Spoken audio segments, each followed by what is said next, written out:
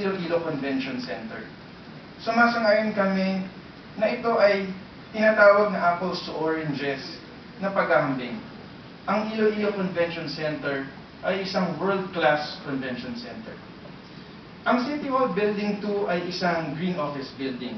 Pero yan po ang magiging resulta kung gagamitin natin ang datos ng NSO. The NSO data gives a general computation of non-residential construction without differentiation. It is comparing apples and oranges. We pointed this out to show the unreliability of using these statistics to allege overpricing. Mr. Chairman, in January, our political opponents wrote the Makati resident auditor regarding their allegation of overpricing. The chair of COA and the Ombudsman were furnished copies of the letter. And in response, the office of the COA chair and the Ombudsman directed the Makati auditor to immediately conduct an audit. The audit was conducted by technical audit specialists of the Commission. Hindi po ito may isang ginawa ng isang tao. Ang investigasyon ay ginawa ng mga technical audit specialists ng COA na nag-imbestiga at nagrepaso sa lahat ng mga dokumento na may kinalaman sa building. The findings of the COA are contained in a memorandum dated February 17, 2014. Allow me, Mr. Chairman, to quote the COA report. Regarding the use of data from NSO as basis for the complaint, the COA investigation report said the statistical data from NSO was derived from the copy of approved building permits being issued by building officials.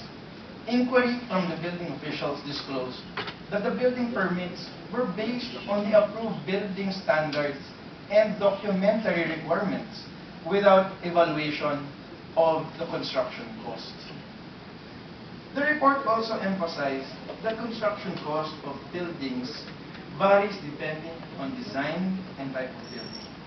High-rise building with unstable soil conditions will entail a more rigid and complicated base structural preparations and requires higher quantity and quality of materials to be used.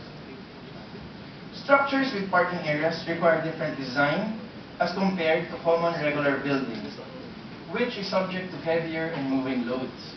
In addition, the building is designed to withstand earthquake with certain level of intensity.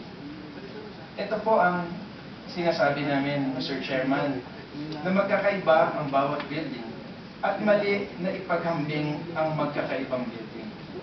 The technical audit specialists from the COA also reviewed the contract price for each phase of the project.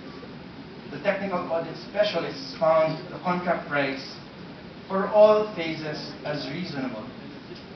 The COA specialists also conducted a review of previous audit reports on Makati.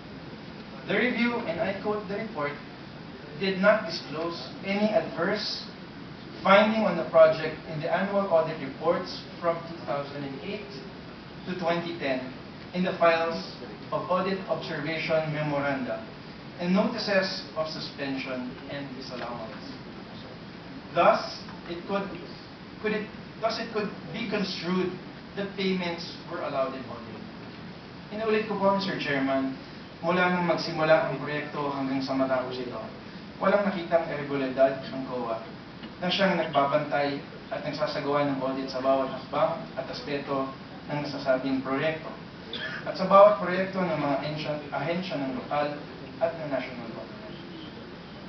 Mr. Chairman, nalulungkot po kami na sa simula pa lamang pinalalabas na ng aming mga katunggali na ayaw nilang paniwalaan ang report ng COA na wala pong overpricing. Para bang kapag kalaban sa politika ang inireklamo at sinabi ng COA na walang overpricing o wala silang makitang irregularidad, hindi dapat paniwalaan. O kaya ay nagpabaya o baka nasuhulan ang COA. Hindi naman siguro yan makatarungan sa mga taga-COA na nagsasagawa ng investigasyon at pag-aaral sa building. At hindi rin po yan